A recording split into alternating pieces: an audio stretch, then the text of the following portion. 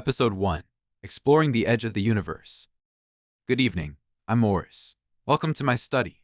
Since I was very young, I've been asking a question that sounds childish. Does the universe have an edge? At night, when city lights dim, I stand on my balcony and watch stars. Those faint lights come from galaxies, hundreds of millions of light years away. Beyond them, there may be farther lights, but perhaps their light won't reach us in time. As a child, I imagined a wall. Beyond that wall was nothing, pure nothingness. But grown-ups and scientists still don't know. The edge of the universe isn't only spatial. It involves time, energy, cognition, even philosophy. Tonight, let's walk toward the universe's end. Not by rocket, but by thought. We'll travel through 13.8 billion years to search for the edge of the universe. Chapter 1, Vertical Line, the limit we can see. The observable universe first. Let's ask, how far can we actually see? Scientists call this the observable universe. It's the region from which light has reached Earth. Given the cosmic speed limit, the speed of light, the universe's speed limit, light travels 300,000 kilometers per second.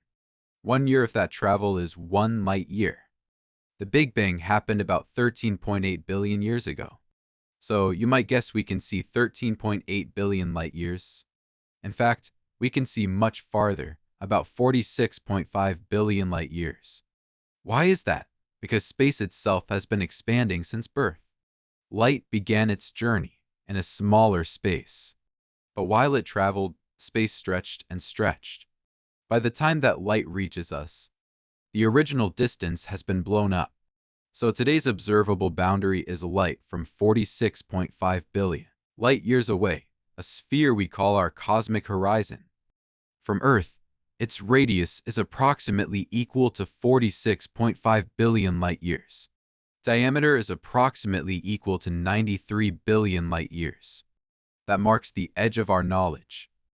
Is Earth the center? Many people ask. If we see equally far in all directions, are we at the center of the universe? The answer is no. Every observer, anywhere, will feel centered. Cosmic expansion isn't an explosion from a single point. Every region of space stretches away from every other region. Imagine stretching a rubber sheet. Every point moves apart. There is no unique center. We are simply at the center of our own view. What lies beyond what we can see?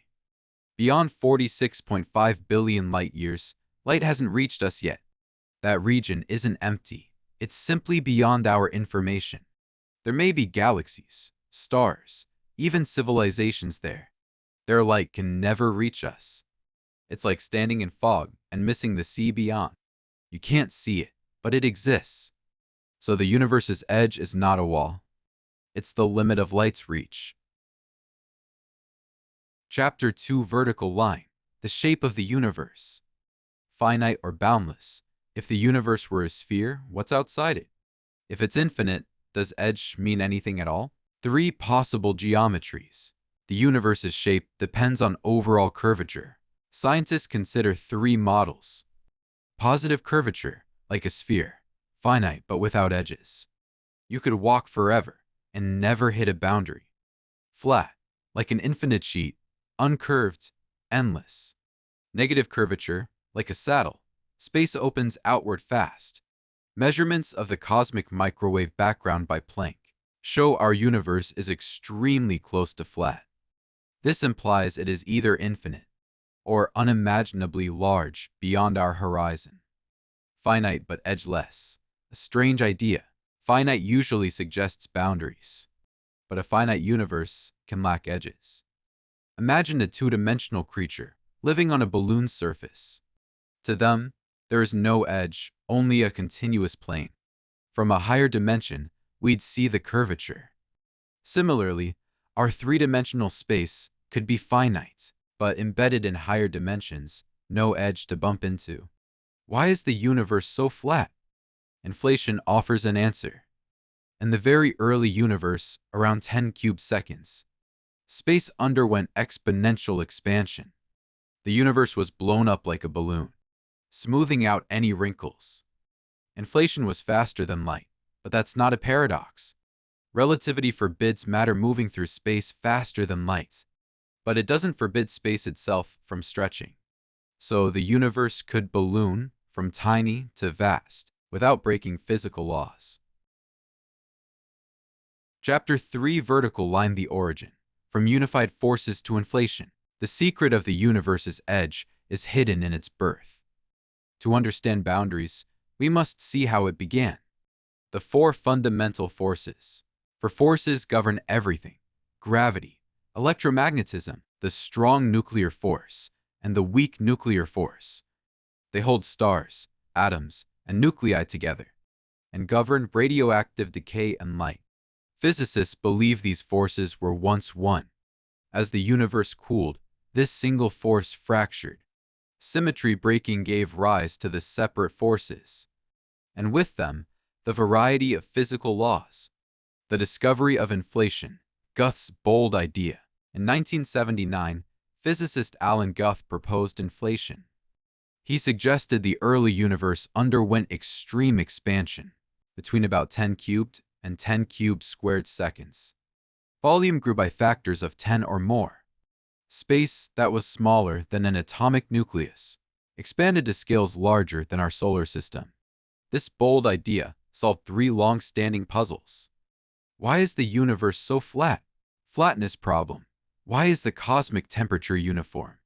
Horizon problem. Why don't we see exotic relics like magnetic monopoles? Observations later supported inflation. COBE and following missions detected tiny temperature fluctuations, matching inflation's predictions. False vacuum and true vacuum. Guth used a metaphor. The early universe sat in a false vacuum, a calm surface holding hidden energy. When the false vacuum became unstable, it decayed, like boiling water forming bubbles. Each bubble could be a new universe. Our universe is one such bubble, born when the false vacuum broke. Inside it, space began to expand. This bubble picture is startling. Many universes, each isolated. It became an early seed of multiverse ideas. Chapter for Vertical Line: The Multiverse. Boundaries beyond boundaries. If one universe can form, why not countless others? Inflation suggests this might indeed be the case. Lind and eternal inflation. In 1981, Andre Lind refined Guth's model. He found inflation may not stop everywhere at once. Some regions end inflation and form universes. Others keep inflating. Thus, inflation can be eternal, producing bubble universes endlessly. In that picture, our universe is one bubble among many. Different bubbles could have different physical constants, different dimensions, even different flows of time. Some universes might lack light, others lack matter. Some might not have time at all. The universe may be a free lunch. Guth once said, the universe might be a free lunch. In physics, the total energy of the universe can be zero. Positive energy of matter can balance negative gravitational energy. So a universe can form from nothing without violating conservation. From quantum fluctuations, a baby universe can pop into being. No creator needed, just chance and quantum possibility. Infinity beyond our observability. Beyond our 46.5 billion light-year horizon, other bubbles may exist. We will never see them. Their light can't catch up with the space that keeps stretching. To us, that region is like a place outside time. Our bubble keeps expanding. Galaxies recede ever faster, pushed by dark energy into a de Sitter like era. If inflation is truly eternal, the cosmos has no edge, only endless creation. Chapter 5: Vertical Line. The future, horizons, time, and fate. Does the universe have an ending? That is another way to ask about boundaries. Accelerating expansion and a cold, quiet future. Observations show cosmic expansion is accelerating. A mysterious force, dark energy, drives this motion. Dark energy acts like anti-gravity, pushing galaxies apart. Over time, more galaxies will slip beyond our horizon. In tens of billions of years, the night sky may grow dark. The observable universe will shrink until only our galaxy remains. This is the so-called heat death. Stars go out. Black holes evaporate. Temperatures approach absolute zero. Time will still pass, but events become rare. The universe falls into eternal silence. Another ending. Cyclic universes. Some theories propose the universe isn't one explosion. Inflation might stop, reverse, and reoccur. A cosmic heartbeat of expansion and contraction. In a cyclic model, each cycle could reset physics. Our universe would be one turn in an endless rhythm. Chapter 6: Vertical Line, when science turns poetic.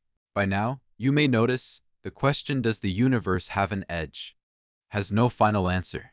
It acts more like a mirror, reflecting our longing for the unknown. When I stare at the stars at night, I sometimes feel that distant light isn't just from the past. It's time looking back. We look up, and perhaps the cosmos looks back at us. Science shows us how small we are. Philosophy reminds us that smallness doesn't preclude understanding. Maybe the edge isn't out there in space. Maybe it lives where our hearts can reach. Epilogue: Vertical Line, Oris. Reflection. After this episode, you might feel a little hollow. The universe is vast, and we are tiny. But I hope you feel something else. Lit by knowledge. Does the universe have a boundary? We still don't know, yet as long as we keep asking, that boundary will step back. I'm Oris. Thanks for joining me on this cosmic walk. I hope you stayed awake. If you enjoyed today's episode, please like, subscribe, and share. Next time we'll continue exploring. Is there time beyond the universe?